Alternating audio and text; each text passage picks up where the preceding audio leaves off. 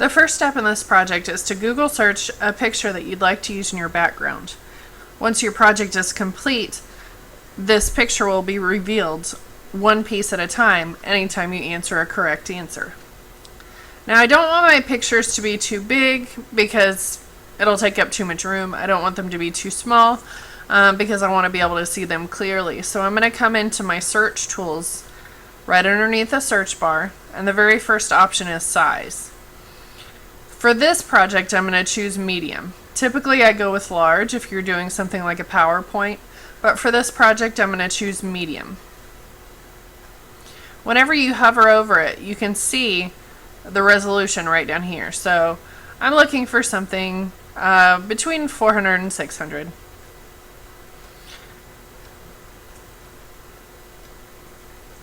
Now this one is pretty close to that, so I'm going to go ahead and click on it, but I'm not going to stop there. I'm going to come over here to View Image, and I'm going to right click and Save Image As.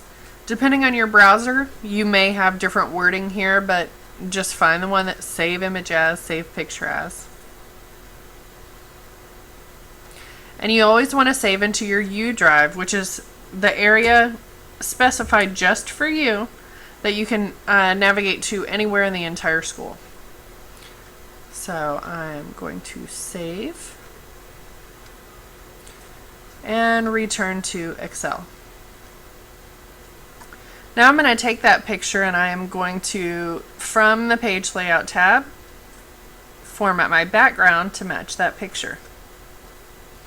Now notice that it repeats throughout the entire worksheet. So if I ever did File to Print, this would be a very bad thing because it would just keep printing and printing. So this is not a printable project unless you go through the motions of actually setting up your print area and scaling.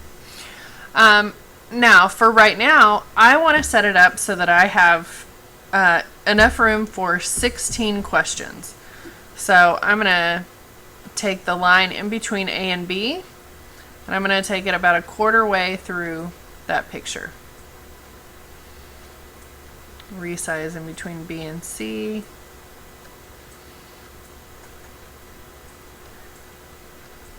And you'll just have to fine tune it. Okay, so in between 1 and 2.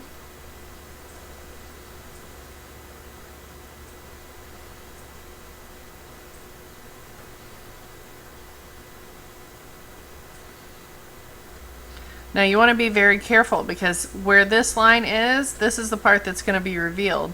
So you don't want to have the repeated part of this picture revealed whenever you get a correct answer. So I'm going to pull this one back in. And then if you already have it saved, you'll go ahead and update your save. To make the rest of this project easier, I'm going to go ahead and select my entire worksheet by clicking on this little triangle. And then I am going to return to my Home tab, and right next to the font color there's a little fill color bucket. Just change it to whatever color you would like your background to be. Now because we've already resized the first 4, we know that that's where our picture is located. So I'm going to come down here and let's say cell A7, and I'm going to type in cell. When I finish typing that in, I can press the Tab key to take me to the next cell, where I'm going to type in the word question. Now if you're doing a quick math question for this tutorial, let's say 5 times 6, then you won't have to do this next step. But if you're doing something like a vocabulary question, you're going to want your cell to be wider than just the width of this column B. So because we have these first cells resized for our picture, we're going to have to take another route in order to do this. So I'm going to press and drag from B8 over to D8. And I'm going to use this merge and center button. Now just as the name implies, what this did is it merged all 3 cells together, and if you start typing in it, it's going to be aligned to the center. So now I'm going to repeat those steps down through row 24 because I have 16 questions that I have to put in. Now in column A, you're going to need to type in the cell names that you're going to be using for your answers. So A1 is going to contain the answer to my first question. Okay, now I don't want to have to type out A1, A2, A3. So I'm going to click one time on this cell, and I know that I have 4 rows of A. So I'm going to bring my arrow to the bottom right hand corner to get this crosshair and drag it down. Okay, so I'm going to do B1, enter, crosshair, drag down. Now I typed in my first question, what is the capital of Texas? So I know that in cell A1 I need to type in the answer to what is the capital of Texas. So I'm going to come up here and say Austin. Okay, now that hasn't done anything much.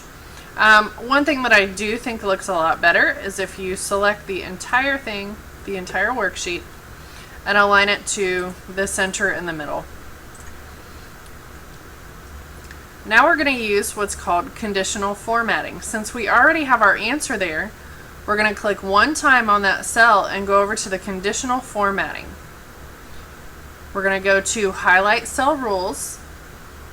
And since there's a particular answer that we're wanting you to answer to, we're going to say equal to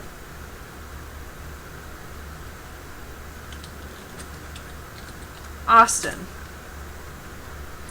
Okay, now we don't want it to change color. We want it to actually reveal the background. So I'm going to click on this down arrow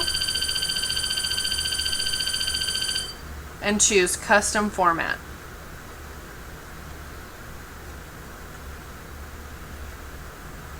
I would go ahead and make your answer bold so that it sticks out through your picture. And then you're going to go to your fill color and say no color. And press OK. Now I'm going to press OK. And I'm going to repeat that for every single question that I have here. So I would go ahead and plug in all of your answers first. And then this just becomes repetitive. Now you might have noticed that under conditional formatting, highlight cell rules, text that contains, that would work too. So whatever floats your boat. Now we can make it look a little bit nicer. So I'm going to press and drag from A1 to D4. Or I can click in the first cell, hold down Shift, and click in D4. I'm going to go to Format, down to Format Cells, and I'm going to add a border to that picture. So I'm going to choose my color first, my thickness next, and then where I want it to be located. Now since I've already selected this area, if I were to choose outline, it's only going to place the border on the outside and it's going to ignore all the lines on the inside. That's actually what I want. So I'm going to go ahead and press outline and I'm going to press OK. Now I'm going to come down here. And for these, I actually do want some inside borders. So I'm going to format cells, choose my color, size, location. And for me, I like the outside and the inside vertical to look the same. So I'm also going to place that here, which will place the thick line here. And then I'm going to choose a thinner line for my inside horizontal.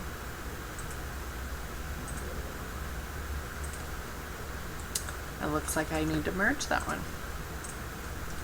Okay, your headings always want to be bold and stick out a little bit more, so you can click on that and use this button to make them just a little bit bigger.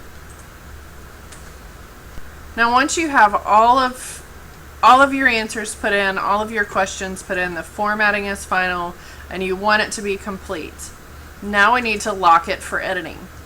So I'm going to select the entire worksheet and go to Format, and I want to lock those cells.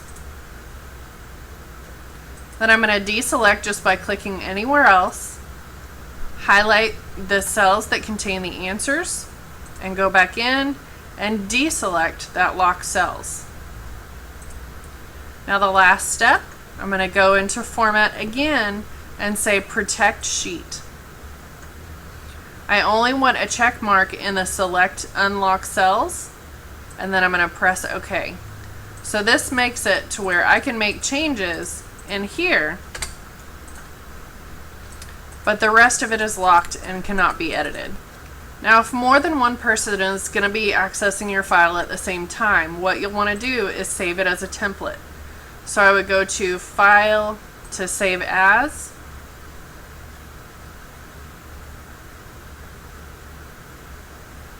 and down here, instead of Excel Workbook, you would click on that and go to Excel Template. And it's going to navigate you to a different folder, so just make sure that you go back to your original folder and save it as is. And that way, whenever people double click on your file, it's going to open it as a new document, and they won't be making changes to your template. So there you go. Conditional formatting.